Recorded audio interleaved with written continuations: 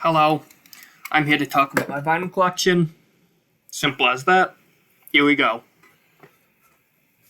Starting with the singles.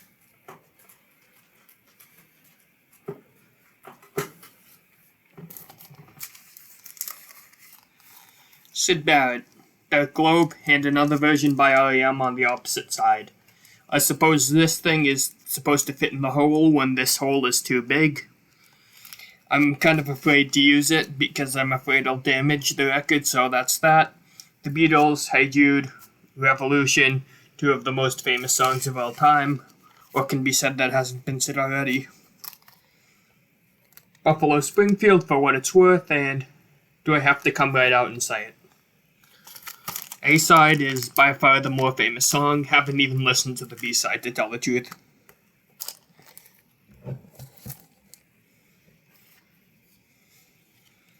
The Doors, a live version of Roadhouse Blues plus Festival of Friends. Unfortunately, the vocals are very low, so they kind of sound a bit fucked up. But on the bright side,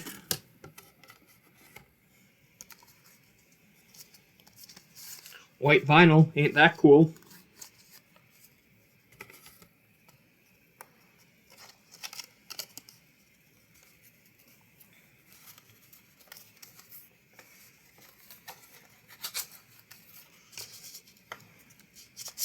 Sometimes these things can be a bit of a bitch to put back, but once you get them in there, they get in there. Paul McCartney humped on Legend in a Hurry. Once again, the vocals sound very low. They sound kind of wailish. But whatever.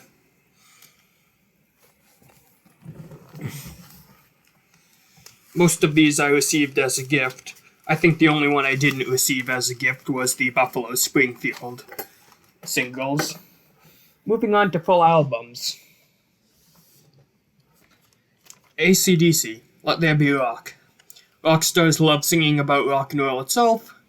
This is rock in some of its purest form, just going out, hard soaring vocals. Don't know what else to say. AC/DC is one of the most famous bands on the planet.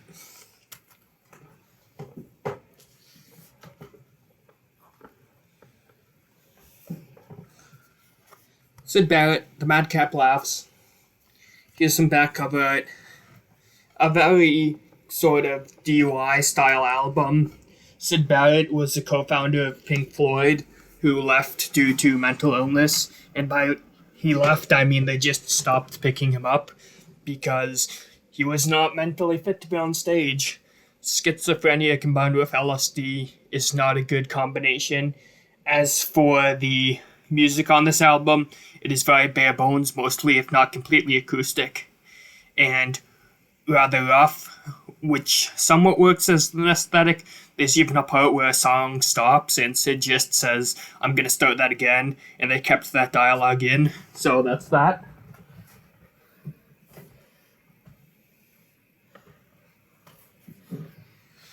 But Sounds by the Beach Boys is another album that's been talked about so much that I don't have much to say about it that hasn't been said. But in any case, these photos are pretty cool, aren't they? I don't think this album is perfect. I feel like it starts off strong with the first three tracks. Then Sloop John B is another classic. But I feel like, aside from the first three tracks, Sloop John B, God Only Knows, and the title track, I just don't find this album the most memorable thing on earth, though I could see myself listening to it time and time again. I actually might prefer Surf's Up, though. I haven't listened to enough Beach Boys albums to decide what my favorite is.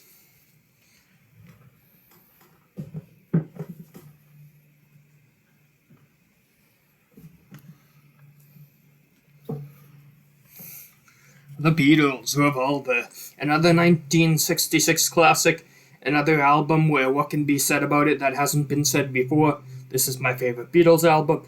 I consider it perfect, 14 tracks, every track works well. Give it a listen if you haven't already. From the Counting of Taxman to the piano at the end of Tomorrow Never Knows, it is fucking great.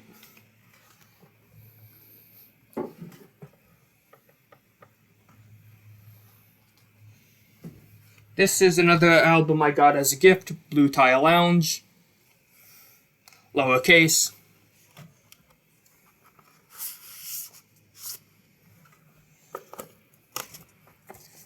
More white vinyl, and consists mostly of 10 plus minute tracks. This is a very pleasant album to listen to, so if you like some easy listening that's a bit slow, give it a try.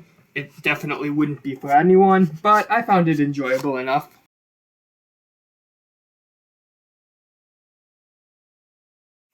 Boston, Don't Look Back. Smooth, clear vocals, soaring riffs. Boston has a very signature sound. Additionally, is some inner sleeve work, and this artwork is pretty cool if you ask me. Holds up well, more than 40 years later.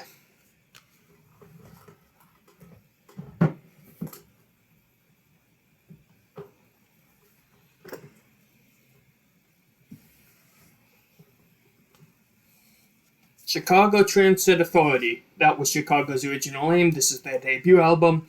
I know a lot of people think they sold out in the mid 70s when they kind of became popular, but their jazz rock music is still pretty great, even 50 years later, if you ask me. I'm not a fan of everything. I feel like the closing track goes on for too long, and that nearly 7 minutes of guitar feedback on the beginning of the second half of this double album sucks. But the jazz rock stuff is still really great.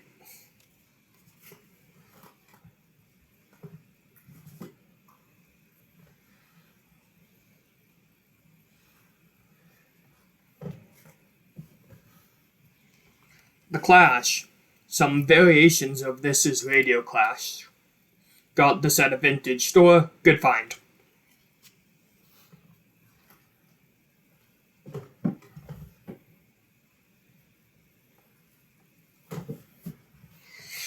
CCR, Green River, classic album considered by many to be Creedence's magnum opus.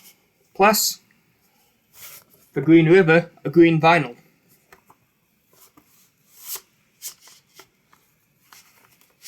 Anyways, title track, Wrote a Song for Everyone, Bad Moon Rising, Lodi. A lot of worthwhile stuff here. Give it a listen if you haven't already.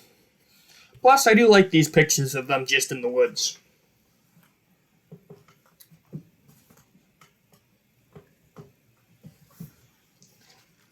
Another Creedence album. This is the only greatest hits album I have on vinyl. How could I resist when it has this beautiful blue variant with smoke, which you'll see in a moment. Maybe the smoke isn't visible from here. It's a bit hard to see, but it is there.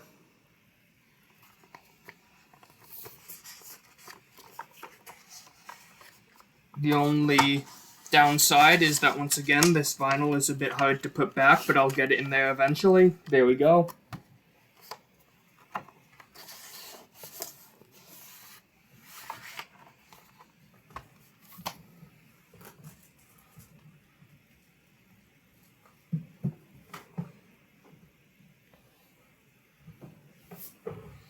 This is not Death Grips' first project. They had a couple of things earlier, but it is their first album, The Money Store. A lot of iconic tracks on here. The opener, Get Got, The Fever, Hustle Bones, I've Seen Footage, Punk Weight. And Death Grips isn't afraid to use profanities in their titles. Fuck That, Bitch Please. And Hacker is an absolute banger, really cool song. Give it a listen if you haven't before. Black and white vinyl, looks nice.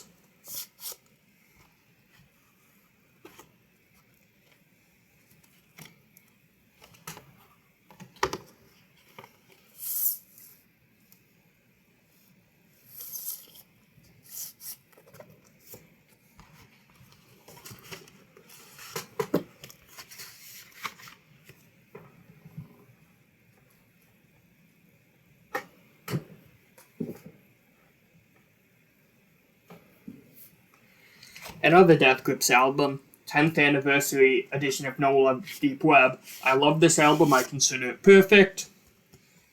It's a really great listen. And here we have yet another clear vinyl. Not yet another, but another colored vinyl.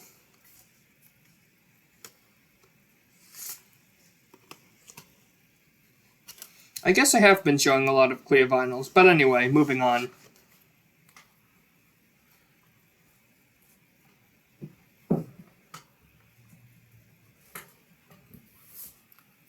One more Death Grips album, The Powers That Be. Word that could potentially get me cancelled on the Moon and Jenny Death.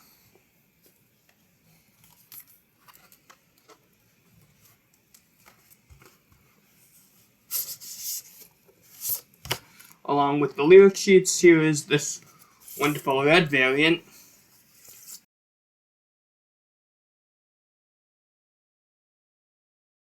Now, this masterpiece is Mr. Hankey's Christmas Classics, soundtrack to the South Park episode of the same name.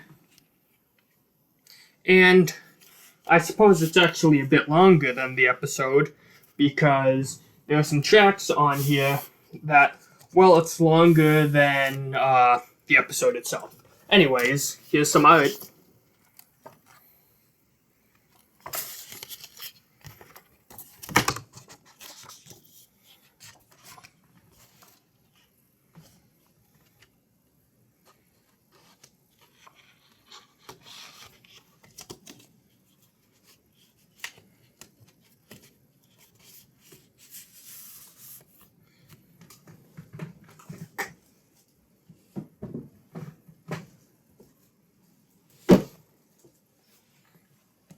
The Jimi Hendrix Experience's debut album, Are You Experienced?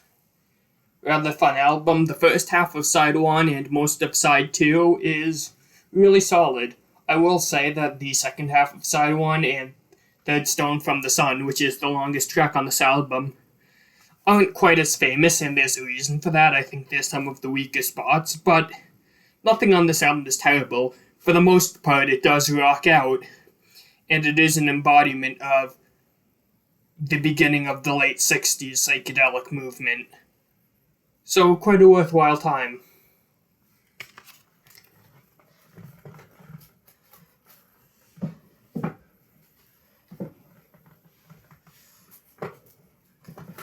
Another JHE album, Band of Gypsies. This time it's in a bit of a bluesier direction.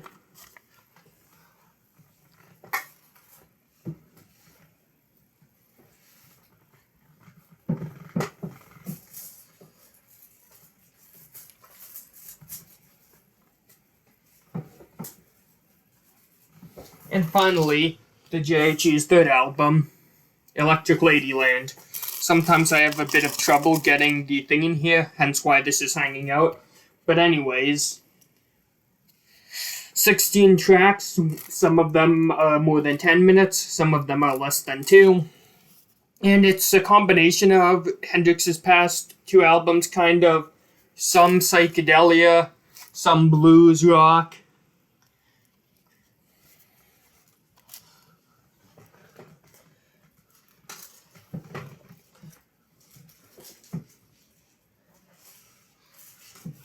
Now, I don't deny that Kanye West is a huge prick, but at the same time, he's had some great visions. Again, I don't endorse him as a person, but his collaboration with Kid Cudi, Kids See Ghosts, is great.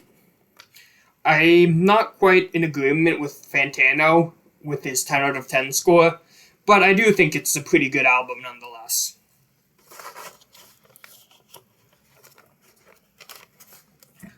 Now time to just put this in here.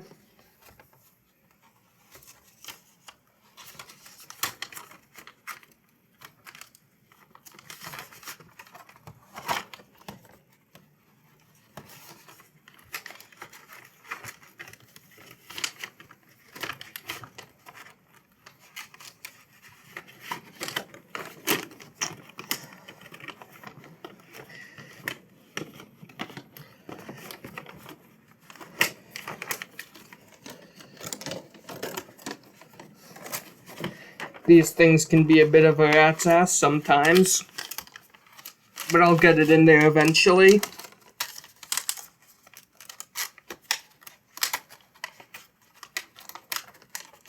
There we go.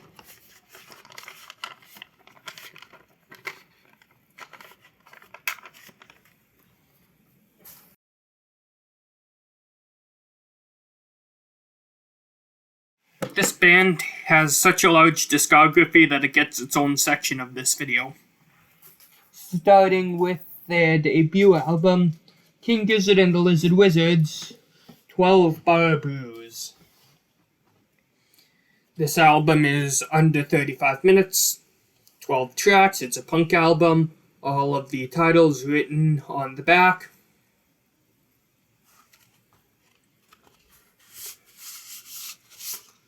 All of the lyrics right here. Plus, I suppose this is pretty cool. Green variant.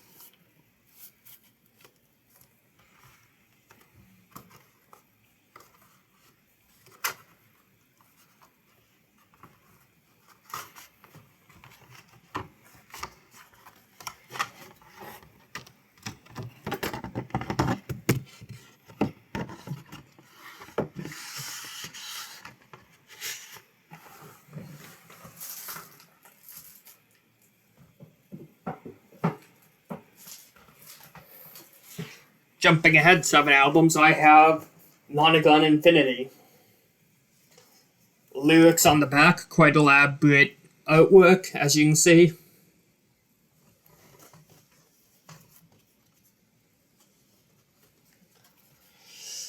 Here's the inner artwork.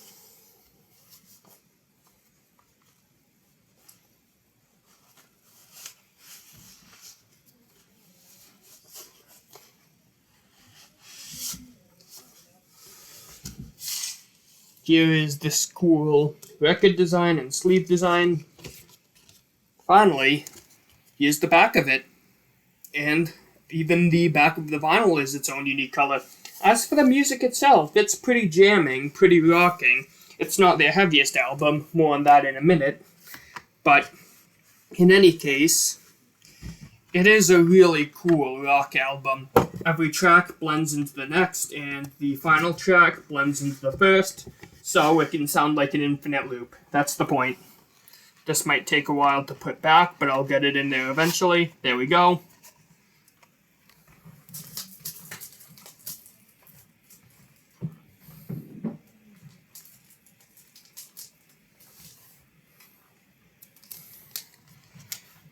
Even weirder artwork on Polygon Duanaland.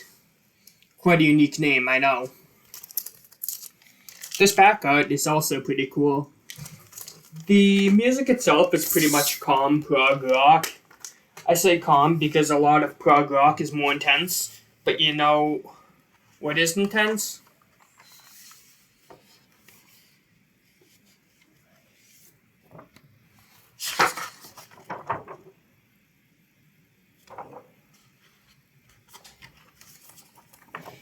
By the way, I hope you can't hear too much in the background. My mom is talking to a cat, as she usually does.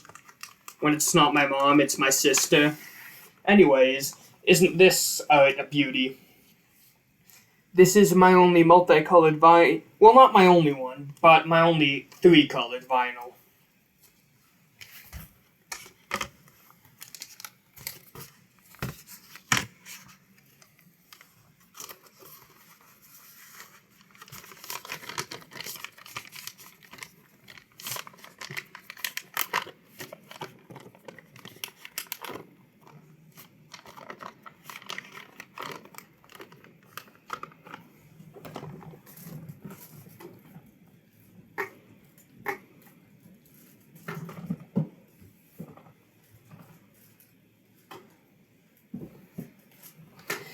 And that's The Rat's Nest. Another album under 35 minutes. Another album with some cool inner sleeve art. And of course, just 1 minute, let me free this out. Another album with the lyrics and a colorful record. Now, this is by far my favorite King Gizzard album. It is a thrash metal album. I believe that every track slaps. It is just a wonderfully intense ride, and I would recommend it for any fan of thrash. Frontman and main writer Stu Mackenzie's vocals are very James Hetfield-esque on this, so if that's your thing, you should enjoy it.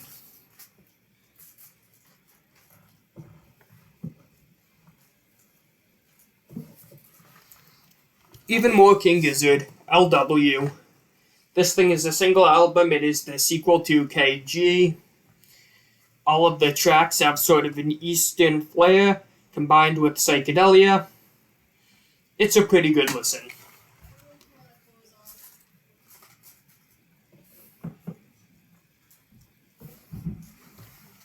Finally, here's a live album from a Tennessee festival. Vinyl shaped and colored like an orange buzzsaw, that's cool, and a pretty solid listing of the hits.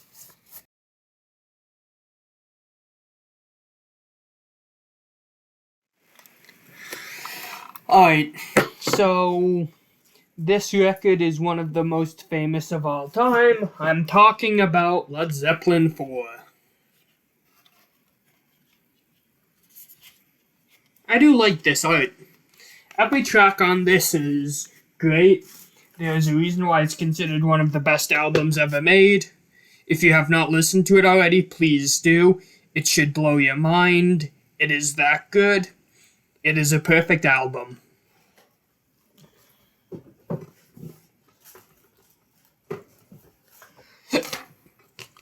Unfortunately, the first half of this album kept skipping when I tried playing it on my Crosley. But whatever, it's what it is. At least the second half works fine. It's a very warm and comforting thing to me. I quite enjoy it.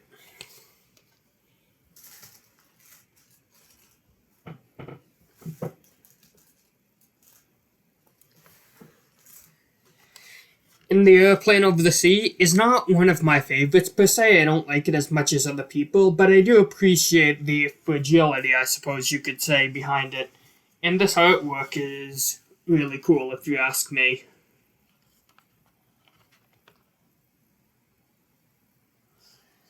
I should really read all this whole message in text over here, but I haven't.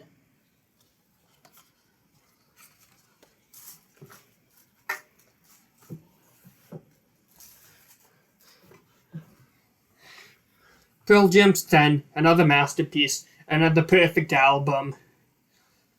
I find this to be better than Nevermind, better than Super Unknown, better than Dirt. The album Dirt, not necessarily the material. Without the material Dirt, you couldn't grow things, but I digress. It's most known for Even Flow, Alive, Black, and Jeremy, but the entire thing is amazingly good. Don't just listen to the hits. Go beyond the singles with this one.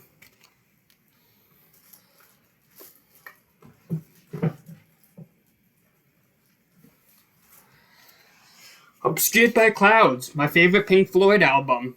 The words underrated and masterpiece get used a lot, but come on. From the fade-in of the title track to the outro of Absolutely Curtains, I fucking adore this album. Please listen to it if you have not already. It really is really, really, really great.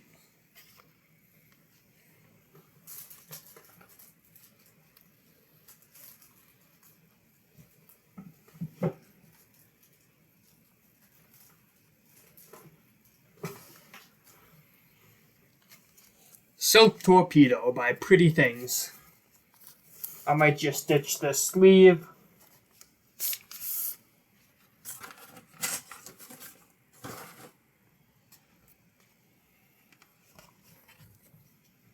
Here's a photo of the band. And this entire album, especially the second side, is really strong. It's one of the best by one of my favorite bands, quite an overlooked band. I do put this album on from time to time because it definitely bears listening to.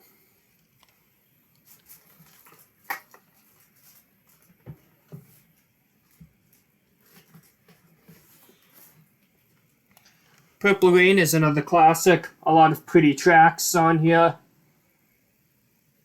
When Doves Cry, Purple Rain, Let's Go Crazy and Take Me With You are also some bangers. This one is sort of an obligatory listen. Not literally, but it's a curiosity. If you haven't already listened to it, you want to hear why people are hyping it. I don't think it's necessarily a 10 out of 10 album, but there are definitely some tracks that aren't to be missed, especially the title track.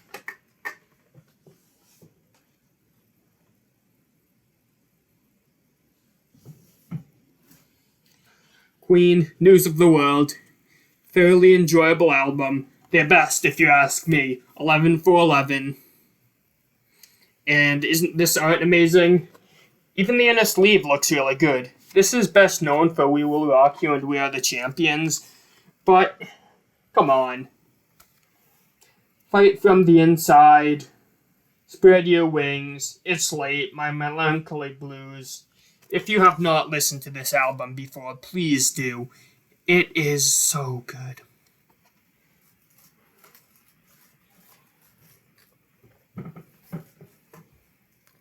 In the midst of the early 90s grunge scene, another popular band was R.E.M. Automatic for the People is widely considered their magnum opus. From the opening of Drive to the end of Find the River, it's just... I wouldn't say euphoric. There are some dark tracks on it, but sonically, it's absolutely consistent.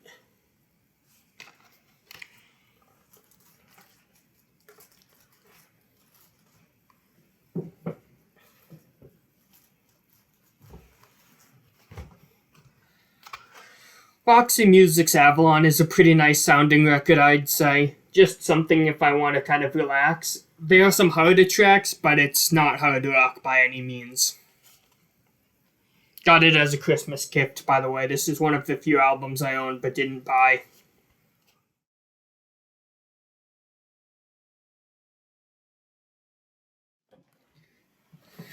St. Vincent, Daddy's Home, an absolute beauty. Here's this in a sleeve, and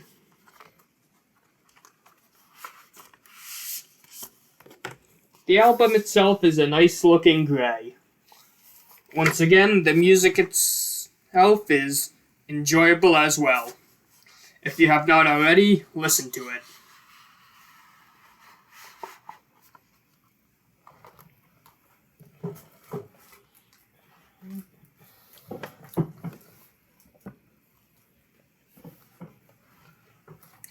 Sleep's Dope Smoker is a weird album. The title track is longer than an hour.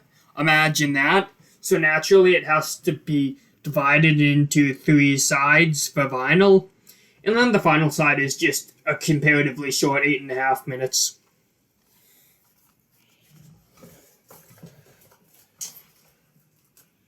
They're both pretty quality, by the way.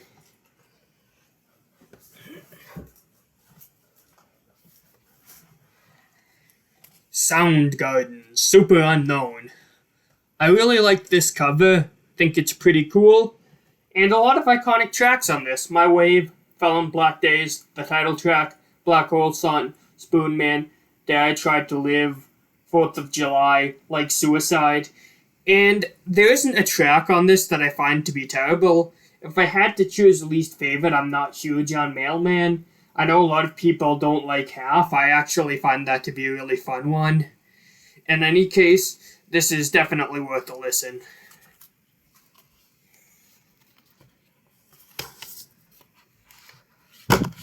Here's some lyric sheets and stuff that I couldn't fit back in the sleeve.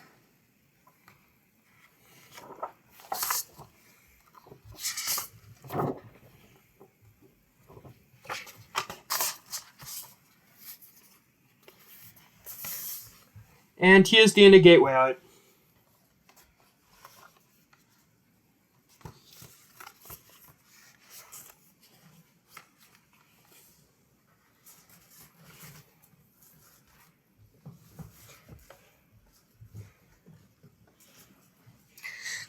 Most of the albums I get, as I mentioned, I buy myself, and I had been meaning to buy it myself, but I only buy albums I can find in person. So I got this one from a friend, Steely Dan's Asia. This is an original pressing. Fantano was wrong about Steely Dan, because Steely Dan has multiple masterpieces under their belt, and this is one of them. Every track slaps, from the opening keys of Black Cow to the outro of Josie, and everything in between.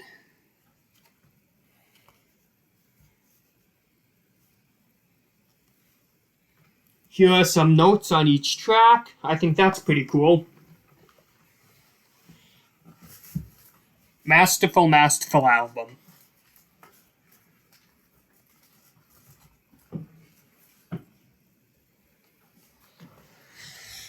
Tame Impala's debut in this speaker definitely peaks with its first half, but I don't regret buying it because it is a really cool album. Here's the full track listing, by the way.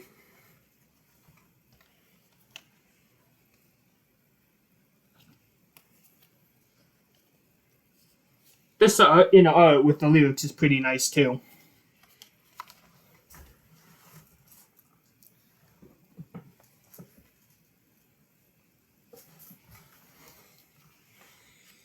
A Tame Impala live album that I got from a friend.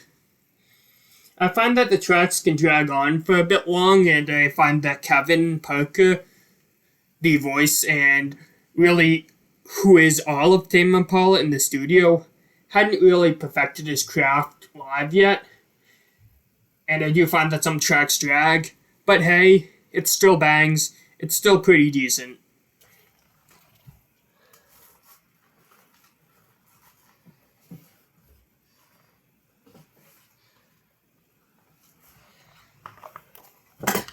The Velvet Underground's famous debut, The Velvet Underground and Nico. Here are all of the members, both individually and together.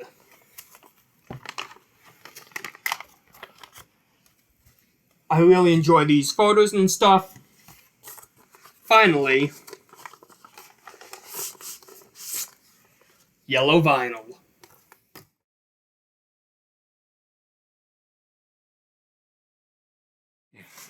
Once again, I know Kanye West sucks as a person, but he's still made some pretty quality music. This album is one example. The reason I haven't really listened to it much is because those anti-college skits can be rather long, and honestly, having already graduated college, I feel like they came a bit too late in my life. But whatever, here it is. Here's the back artwork. It's still a nice sounding album.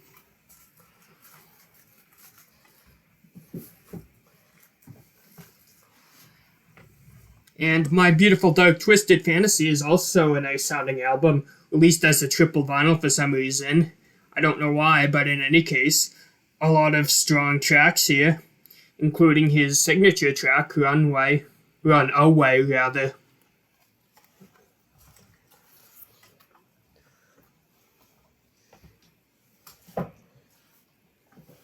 My favorite album of all time, Who's Next? From the first note of Bye Bye O'Reilly to the last note of Won't Get Fooled Again, every track on this album could have been a single. Phenomenal drumming by Moon on Bargain and Going Mobile. Love Ain't for Keeping and My Wife are so emotional too. I'm confusing my words. Are just cool tracks to me. Bye Bye O'Reilly, The Song Is Over. The entire first three tracks on side 2, emotionally moving. There's no other album that I have enjoyed quite this much.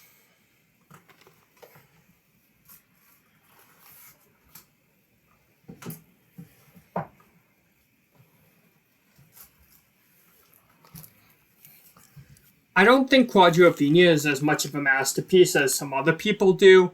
I feel like it plays its hand a bit too early at some points, but that's not to deny that The Real Me, 515, and Love Rain on Me are iconic for good reason.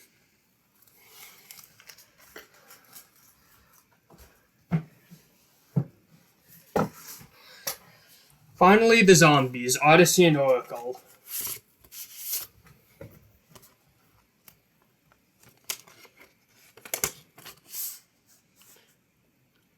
Looks like marble.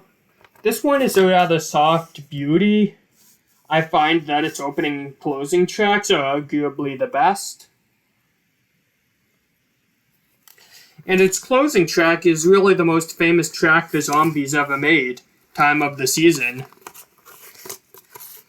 Time of the Season for Loving, another anti-Vietnam song, and we need anti-war songs right now with all of the shit that's going on in Ukraine. Putin can fuck off.